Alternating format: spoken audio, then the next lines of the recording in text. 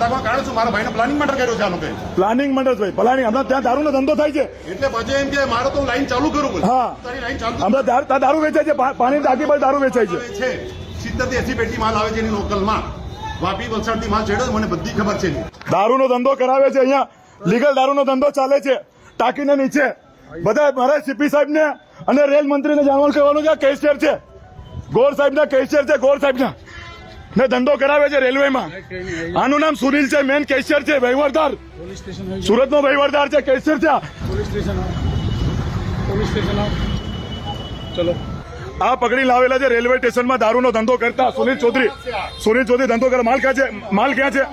માલ ક્યાં છે? માલ બધા માલ નીચે રખડ, માલ રખડ. આ માલ પડેલો છે દારૂનો ધંધો રેલવે સ્ટેશન. સાહેબ આ બધા સાહેબ તમે બી છે આ માલ પકડશો બધા અધિકાર જવાબદારી તમારી રહેશે. આ સુરત રેલવે સ્ટેશનમાં દારૂનો ધંધો થઈ રહ્યો છે. સુનિલ ચૌધરી ધંધો કરાવી રહ્યો છે દારૂનો. હા બસ રેલવે સ્ટેશનના પીઆઈ છે, એમના અંડરમાં આખું સુરત રેલવે સ્ટેશન આવે છે. આપ સુધી અમારી સાથે તમે ચાલો માલ પડેલો છે બધું.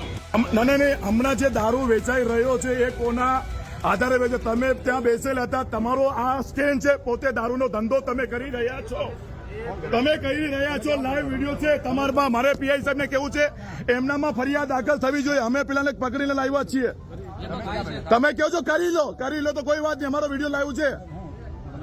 હા ત્રણ મોબાઈલ છે, ત્રણ ભાઈ ત્યાં દારૂ વેચે છે. ત્યાં બિયર લીધી અમે 10 બિયર લીધી એવી વિડીયો છે. એ ત્યાં જ બેસેલો હતો સાહેબ.